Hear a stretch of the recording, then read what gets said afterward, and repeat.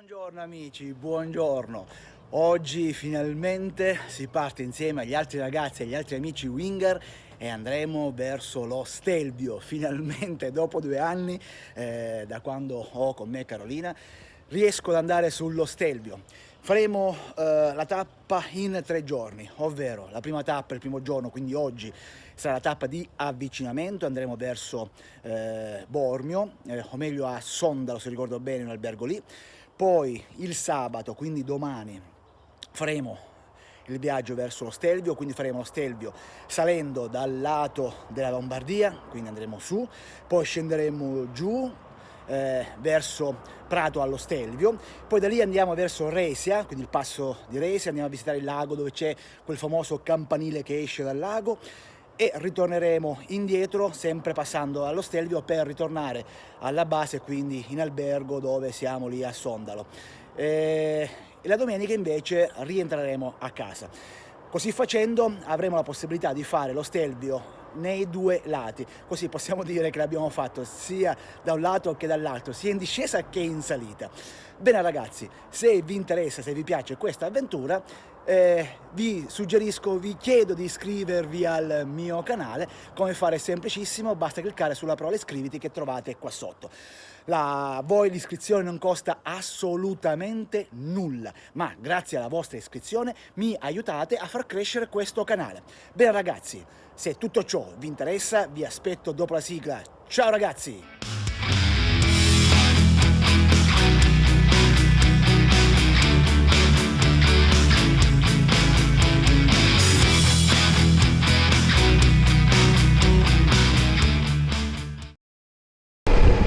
Sono partito, sono le 9:25,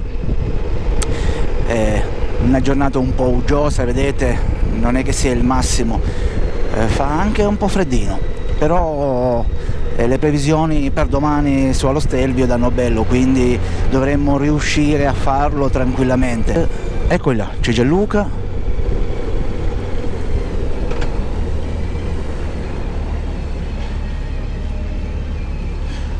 Eccoli Roberto.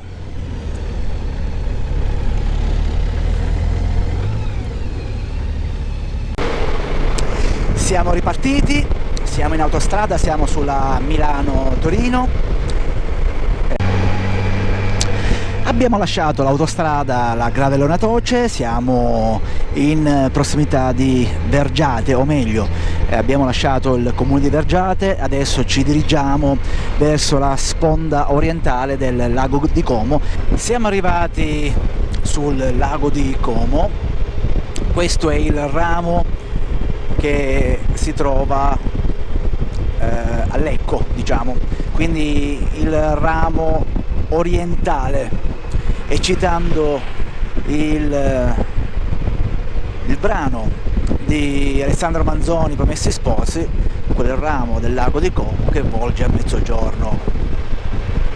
E abbiamo lasciato la strada statale 36 che costeggiava il lago di Como e adesso siamo sulla statale 38, la statale dello Stelvio, che è la stessa che noi prenderemo poi domani per andare fin su in cima al passo. Ragazzi, sono arrivato qui a Sondalo, sono in albergo, un piccolo albergo qui a Sondalo con la mia stanzina, c'è giusto il letto, stanzina piccolina, giusto per poter dormire. Il viaggio è andato bene, tutto a posto, adesso ci rinfreschiamo un attimo, una bella doccia e dopodiché andremo a cena. Per fortuna qui in questo albergo Hotel Torre a Sondalo c'è anche il ristorante, fa anche da pizzeria, allora onde evitare di andare in giro a cercare qualcosa ci fermiamo qui a mangiare un boccone. Bene ragazzi, questo è quanto, ciao ciao!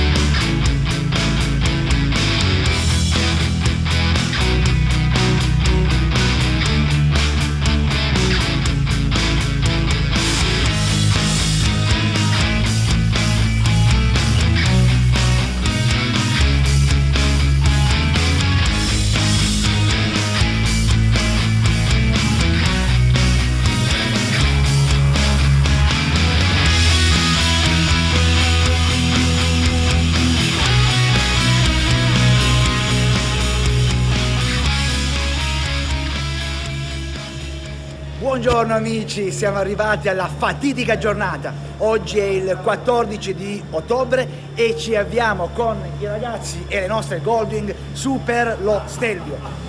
Faremo l'andata, diciamo il lato lombardo, quindi 40 tornanti, andremo su allo Stelvio, poi andremo passando per la Svizzera, andremo verso il lago di Resia e poi saliremo sempre sullo Stelvio, passando però dal lato del Trentino. Bene ragazzi, la giornata promette bene, non è nuvoloso, non danno pioggia, non danno neve, quindi sarà una giornata favolosa.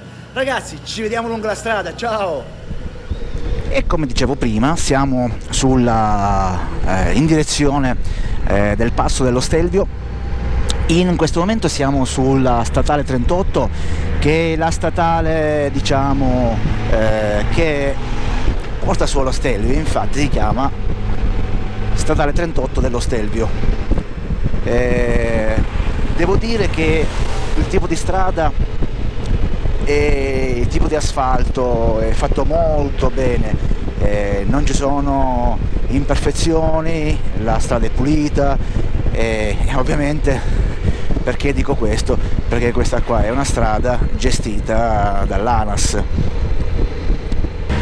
Abbiamo iniziato la salita verso lo Stelvio e affronteremo questa prima parte facendo i tornanti lato Lombardia e poi, come dicevo prima, andremo lago Resia, ma non scendendo dall'altra parte dello Stelvio, ma scenderemo lato svizzero per fare una sorta di anello.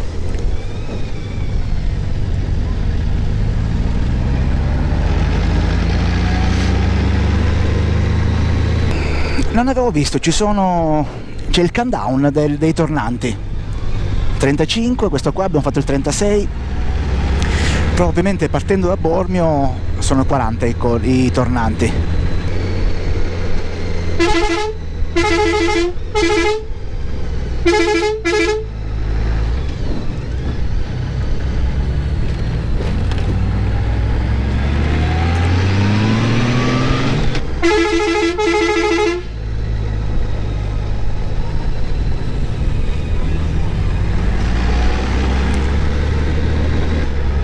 Bella la grotta scavata nella roccia, che figata!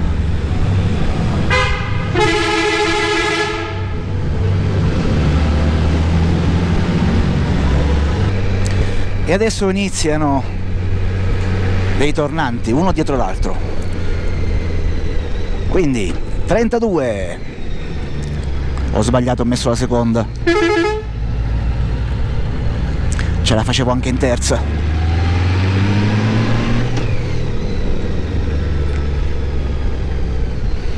31. Sì, lascio la terza, ce la fa tranquillamente.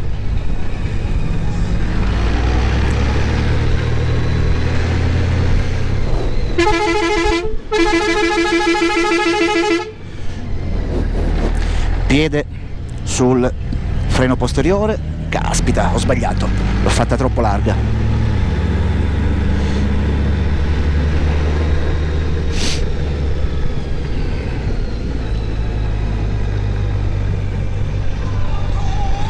Freno posteriore e via.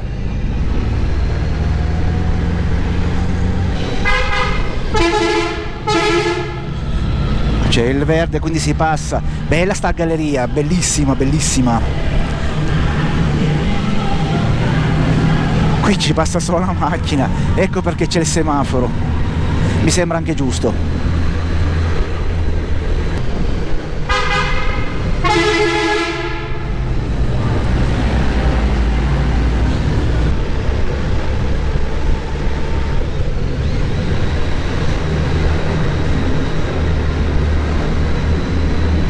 La temperatura comincia a scendere.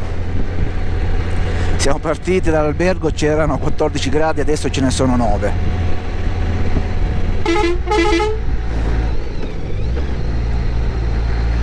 Tornante 28, terza, piede sul freno posteriore, accelerazione, via. accelerazione nel senso che tengo la moto in tiro, sempre in terza, freno posteriore, moto in tiro e via.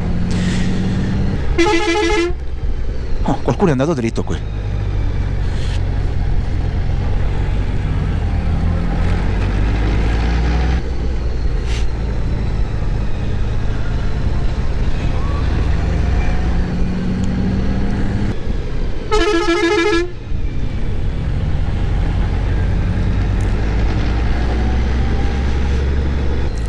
Tornante 23.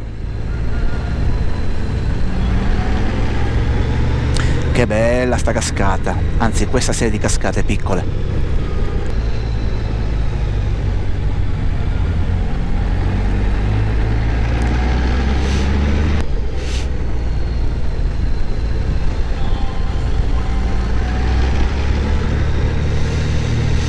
Credo che i prossimi tornanti li farò in seconda, quelli a destra. È meglio. Quindi seconda, accelero, freno posteriore,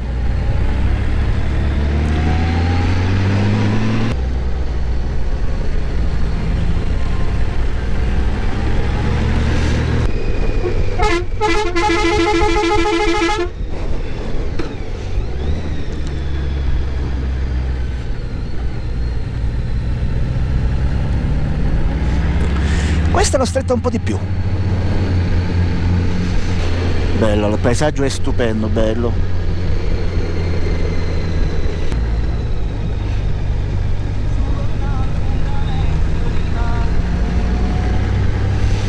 Guardate il disegno di quelle rocce là, guardateli che belle che sono.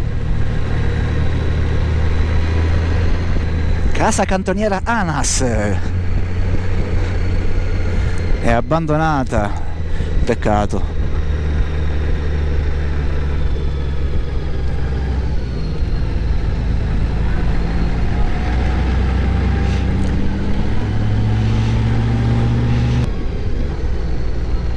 Mancano 15 tornanti all'arrivo. Guardate lì, c'è la sorgente. Quanta acqua che esce.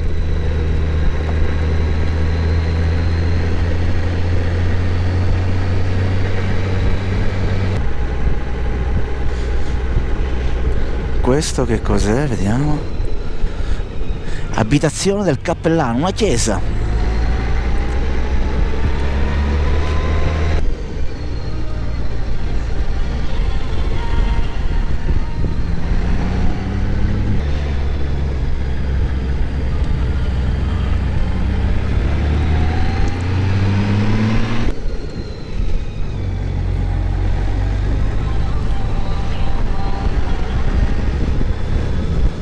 Albergo ristorante,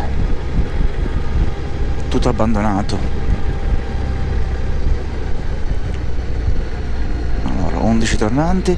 Allora, questa è la strada che poi faremo per andare in Svizzera.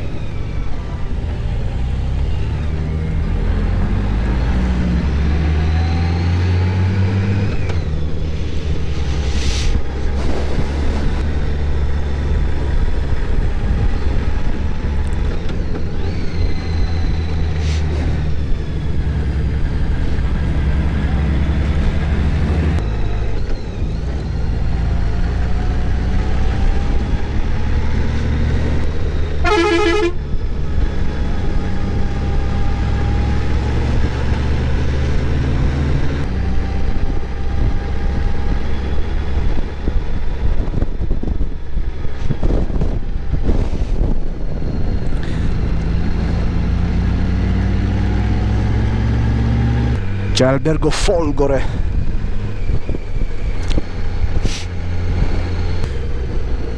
Qui siamo al passo dello Stelvio.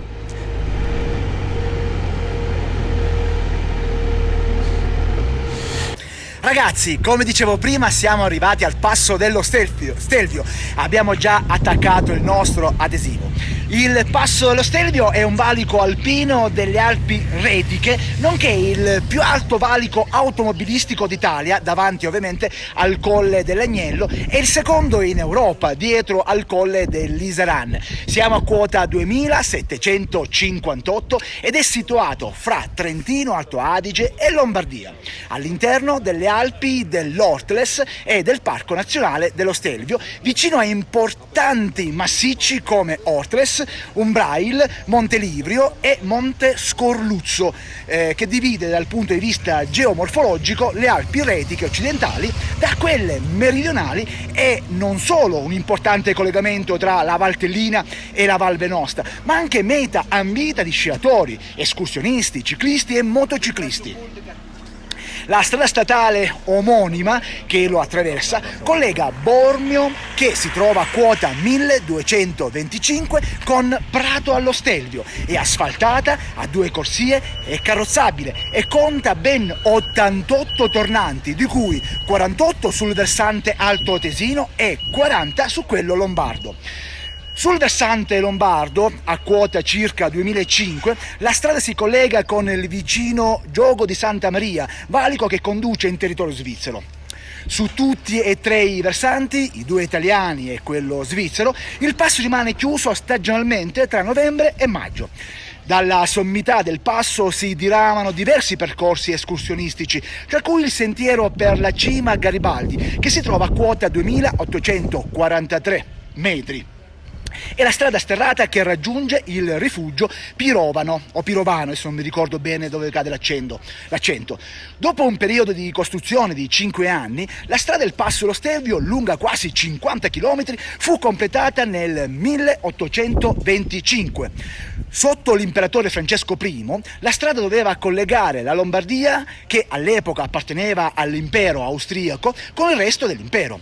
Sul lato altoatesino la strada è composta da poco meno di 28 km con 48 tornanti. Sul lato lombardo da poco meno di 22 km, come dicevo prima, con 40 tornanti, sempre riferito con la partenza da Bormio. E si passa anche attraverso 6 gallerie, tutte scavate nella roccia. Nonostante il dislivello di 1870 metri sul versante alto atesino, la pendenza della strada poteva essere mantenuta relativamente bassa, al 9% circa. Solo pochi punti sale all'11%. Naturalmente la strada, soprattutto nella parte orientale, è molto soggetta a valanghe, per cui subito dopo la sua apertura sono stati costruiti dei tunnel di legno per la protezione dalle valanghe. Fino al 1848 la strada del Passo poteva essere percorsa tutto l'anno. Durante la rivoluzione del 1848 alcuni di questi tunnel valanghivi furono incendiati, rendendo la strada impraticabile. Questo spinse le autorità dell'epoca a creare percorsi alternativi. I passi del Tonale e della Aprica furono potenziati, riducendo l'importanza della strada del Passo dello Stelvio. Intorno al passo si possono vedere ancora oggi i resti della Prima Guerra Mondiale, quando il fronte italiano passò sul Passo dello Stelvio.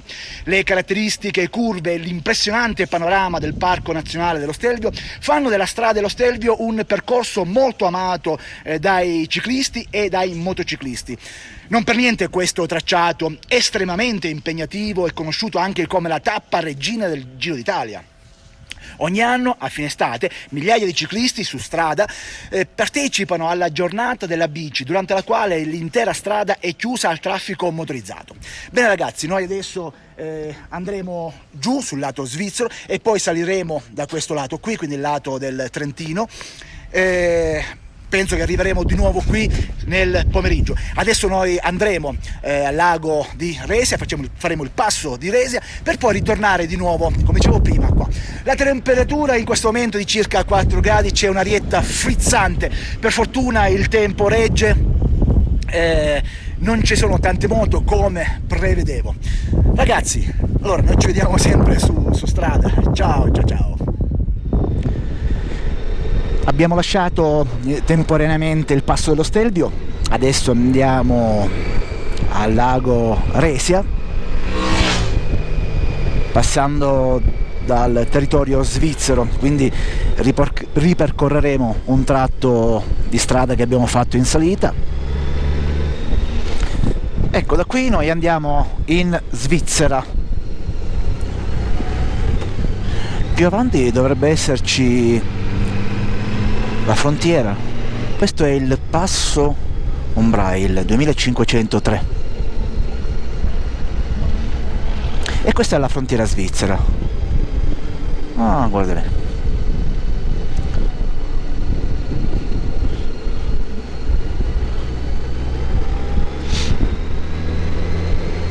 Bene, ufficialmente adesso siamo in Svizzera.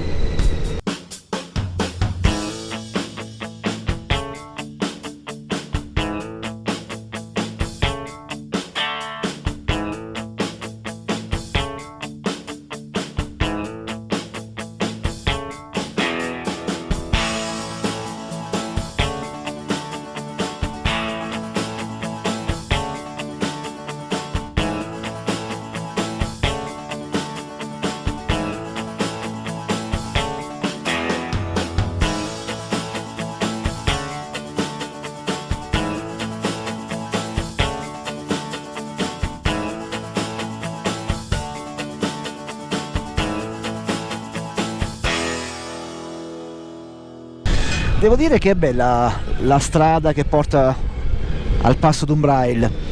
Questa qui è la strada in territorio svizzero ed è piacevole. Bell'asfalto, belle curve, bel panorama. Porca miseria.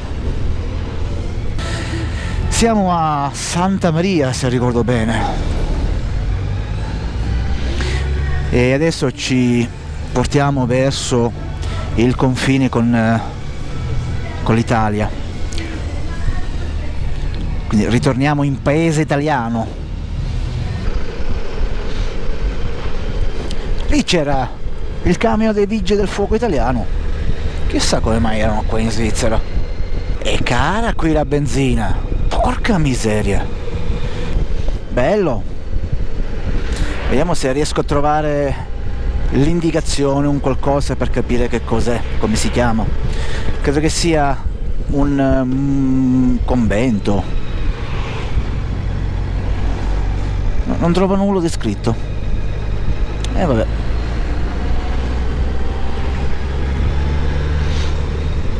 Dogana italo-francese, vediamo se ci ferma, non penso. Allora, dogana, dobbiamo fermarci? No. Stop. Non c'è nessuno, guardia di finanza. Noi passiamo, andiamo. Italia, carabinieri, Italia. Südtirol, Alto Adige. Anche se siamo in Italia, qua parlano il tedesco. Il Südtirol, la patria degli Haflinger. Voi mi chiederete cosa caspita sono gli Haflinger. Sono dei cavallini stupendi. Il nome completo è Haflinger Südtirol, in italiano Avelignesi. Che belle ste legnaie, la legna tutta bella sistemata, che carina.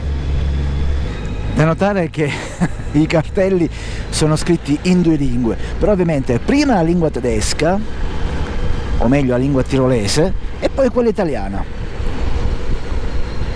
Guardate lì, Oberwinschgau. Vabbè, meno male che siamo in Italia. Ecco qua, siamo a Tuvere, municipio del comune di Tuvere, però è scritto prima Rasthaus, scritto prima in tedesco e poi in italiano, ma porca miseria!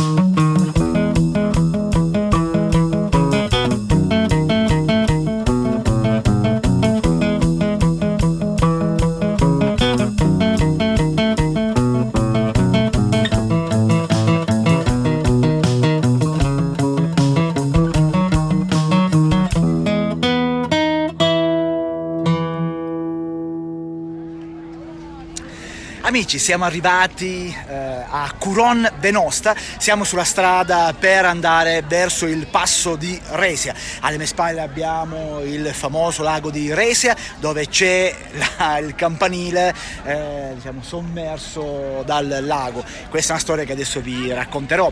Il passo di Resia si trova a quota 1504 metri ed è un valico alpino in Italia, situato non lontano dal confine austriaco, in prossimità della Svizzera e del punto di triplice frontiera, separando dal punto di vista orografico le Alpi Retiche occidentali dalle Alpi Retiche orientali e mettendo in comunicazione il Tirolo, l'Alto Adige. In realtà geograficamente il valico è in pieno territorio italiano, mentre il confine si trova poco oltre questo e quindi ad una altitudine leggermente inferiore. Questo valico è sempre aperto in estate, mentre in inverno chiude solo in caso di nevicate copiose. La strada che oggi chiamiamo Passo Resia ha origini antichissime che risalgono addirittura a prima dell'impero romano. A quel tempo i viandanti e i commercianti si spostavano di frequente da e per il Mediterraneo. Per questo motivo la Val Venosta e la Valle dell'Inn, l'attuale Austria, furono collegate da un sentiero, una strada battuta che, nonostante fosse rudimentale, era in realtà fondamentale. Grazie a quella e a strade molto simili, l'Italia era più facilmente messa in comunicazione con il resto d'Europa. Tra il 41 e il 54 d.C. fu l'imperatore Claudio a promuovere la costruzione di una delle più importanti strade dell'epoca, la Via Claudia Augusta, 517 km di percorso che univa Venezia e Mertingen in Baviera. Di quel percorso non si sa molto, ma gli storici hanno ipotizzato che passasse per la Val d'Obbiadene, il Passo San Boldo e le vallate del Vino in Alto Adige. Nel Medioevo, prima e fino all'800 poi, il Passo Resia continuò ad avere una valenza strategica negli spostamenti tra centro e sud Europa. Con l'ampliamento delle strade nel cantone Grigioni, però, perse progressivamente importanza. A rendere obsoleto il valico, infine, ci fu il fallimento del progetto della ferrovia del Resia, che avrebbe dovuto collegare l'Italia e Austria passando proprio da queste parti. Durante la fine degli anni 30 furono costruiti presso il passo due sbarramenti, lo sbarramento Passo Resia e lo sbarramento Pian dei Morti. Questi, formati da diversi bunker, dovevano impedire una possibile invasione dell'esercito nazista in Italia. Nel dopoguerra alcune di queste strutture furono nuovamente impiegate in ambito NATO durante la guerra fredda. Il passo Resia attraversa il comune di Curon Venosta, il comune dove ci troviamo in questo momento, sul quale si trova il lago di Resia che è alle mie spalle. Questo bacino artificiale è recentissimo, nacque nel 1950 con la costruzione di una diga che unì, sommergendoli, 3 laghi naturali già esistenti. A farne le spese fu però l'abitato di Curon Vecchia, sepolto sotto quasi 20 metri di acqua. L'abitato, ovviamente abbandonato prima della fine dei lavori, fu sommerso dalle acque quando venne aperta la diga. Salvo durante i decennali lavori di manutenzione del lago, Curon Vecchia non è visibile, tranne che in un punto, il campanile della vecchia chiesa che vediamo alle mie spalle, costruito addirittura nel 300. Emerge per diversi metri dalle acque. Nonostante le fondamenta siano sommerse, l'edificio è ottimamente conservato. L'ultimo restauro risale infatti al 2009. In inverno il campanile di Curon Venosta si può raggiungere tranquillamente a piedi perché l'intera superficie del lago che affaccia sul Passo Resia congela. Uno spettacolo meraviglioso con questo sperone roccioso che emerge da un mando candido e bianchissimo circondato dalle Alpi. Bene ragazzi, vedete alle mie spalle questo bellissimo campanile. Che io sappia ci sono dei lavori in corso su questo lago, devono spostare la strada di 50 metri verso il lago. Infatti durante il periodo primaverile il lago è stato completamente svuotato al punto che tutta la piana che vedete alle mie spalle, oggi coperta dalle acque, era completamente priva, deserta. Però è successo che per motivi turistici hanno nuovamente richiuso la diga e hanno riempito di nuovo il lago per poi risvuotarlo e riprendere i lavori. Ragazzi, noi continuiamo il nostro viaggio e ci vediamo più tardi per strada. Ciao! Abbiamo lasciato Curon Venosta, quindi il campanile sommerso, la chiesa sommersa, e ci avviamo verso il passo di Resia, che si trova a circa 4 km dal posto di prima. Questo è il centro abitato di Resia e il passo dovrebbe essere ancora un po' più avanti. Allora, questo è il confine italo-austriaco.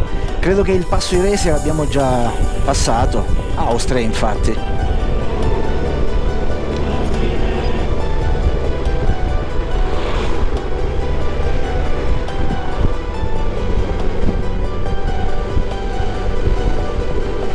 Sì, siamo in Austria, quindi a questo punto credo che con i ragazzi conviene trovare un posto, girare e tornare indietro.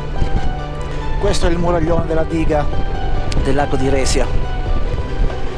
Entriamo adesso a Malles Venosta. Stiamo entrando a Sluderno. Poi più avanti ci sarà l'indicazione per andare verso Prato allo Stelvio, e da lì, da Prato allo Stelvio, inizia poi la salita verso appunto il passo dello Stelvio. Siamo entrati a Prato allo Stelvio, siamo sulla statale 38, è la statale che porta su fino al passo, e più avanti troveremo ovviamente i 48 tornanti. Passo Stelvio aperto, ovviamente, ci siamo stati questa mattina, e adesso lo facciamo dal lato del Trentino, e nel pomeriggio sono le 2:30 in questo momento. Come potete ben vedere, la strada è meravigliosa,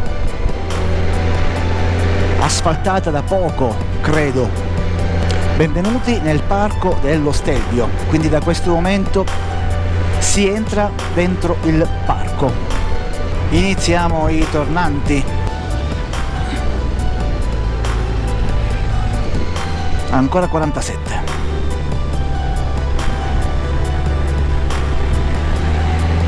Affrontiamo i tornanti.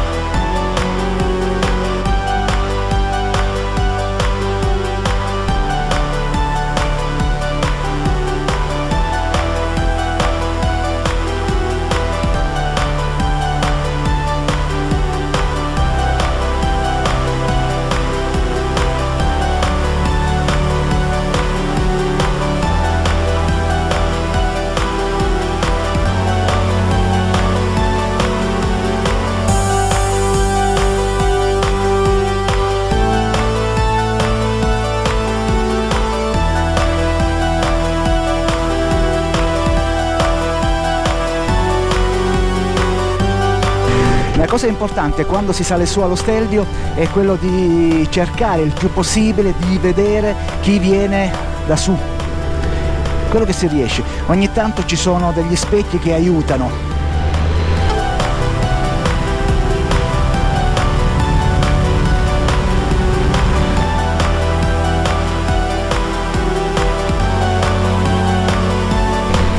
Comunque il paesaggio, mamma mia, è bellissimo. Guardate che spettacolo di montagna.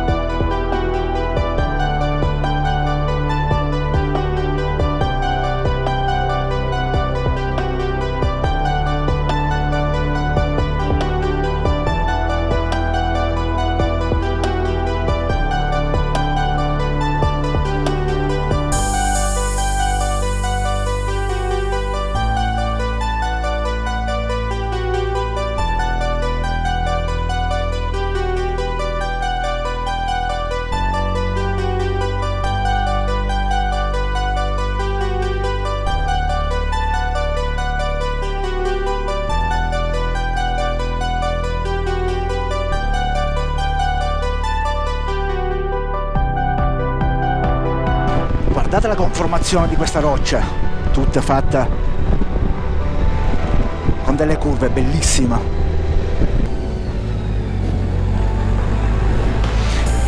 E questo tornante era proprio in contropendenza.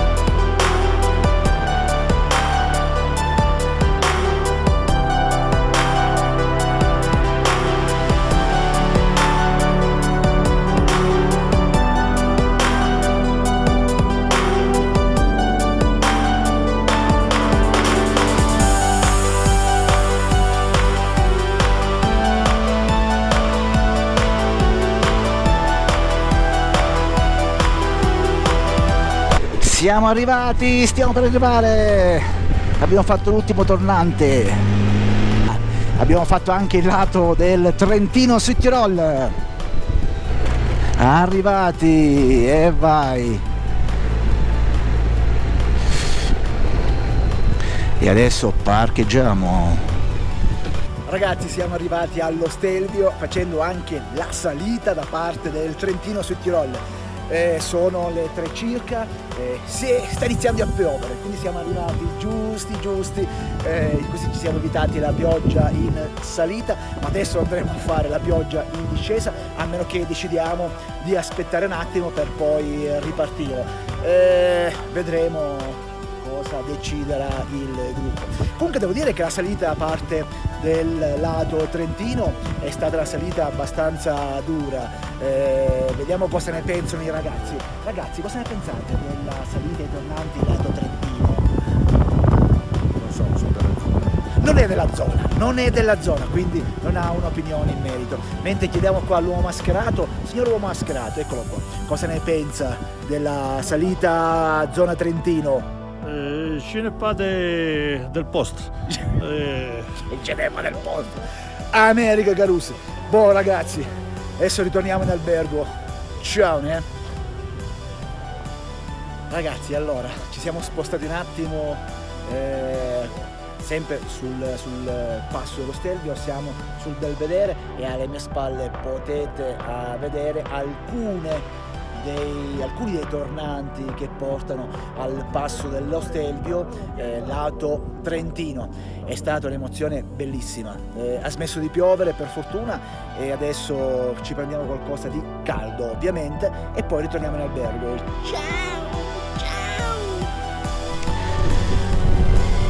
Ripartiamo dopo la pausa della merenda e si ritorna giù a Sondalo.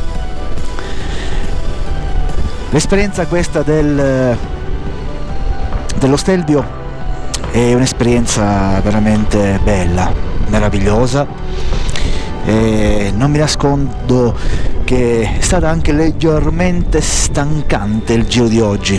Comunque noi torniamo giù, facciamo in discesa i 40 tornanti lato Lombardia e va bene così, dai. In albergo, un po' stanco perché abbiamo fatto 177-180 km circa. È stata una giornata abbastanza dura. Abbiamo fatto lo Stelvio, sia i 40 tornanti partendo da Bormio, quindi tutto il lato della Lombardia.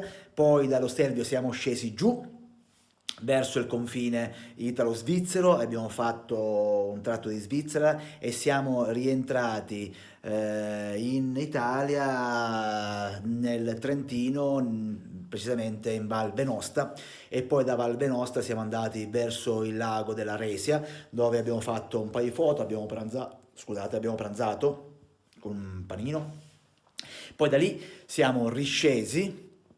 Anzi, veramente siamo andati fino al confine con l'Austria, come avete visto. Poi siamo ritornati indietro e abbiamo fatto il versante per l'ascesa allo Stelvio quello diciamo del Sud Tirolo, del Trentino. Siamo saliti su e devo dire che è stata veramente una grossa fatica, perché essendo la prima volta un po' di tensione c'era, forse la fatica era più quella, più la tensione, né più né meno. Per fortuna c'era poco traffico, abbiamo incontrato pochissime macchine, poche moto e siamo arrivati su tranquillamente, ce l'abbiamo fatta con le nostre Goldwing, quindi se l'ho fatta io che ho la Goldwing da 2 anni lo può fare chiunque. Su faceva freddo, addirittura a un certo punto si è messo anche a piovere, ma giusto 4 gocce, e abbiamo fatto merenda e poi siamo tornati qui in albergo a Sondalo. Bene, adesso mi faccio una bella...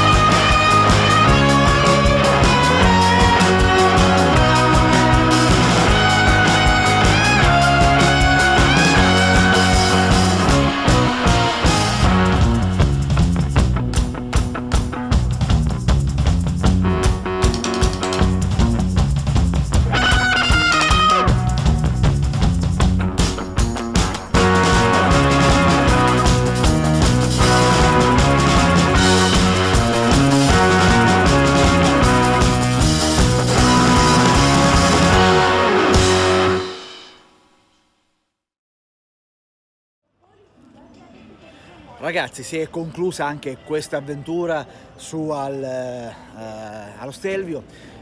Sono arrivato vicino a casa e in questo momento mi sono incontrato con la mia famiglia, andiamo a mangiare un boccone tutti quanti assieme al ristorante.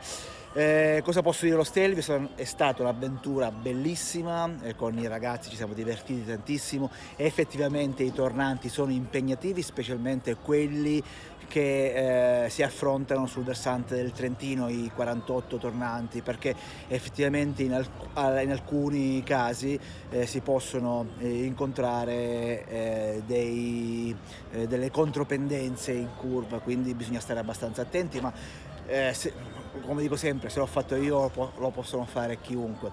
Bene ragazzi, io concludo questo video e praticamente se non siete ancora iscritti al mio canale iscrivetevi. Per farlo è semplicissimo, basta cliccare sul parola iscriviti che trovate qua sotto.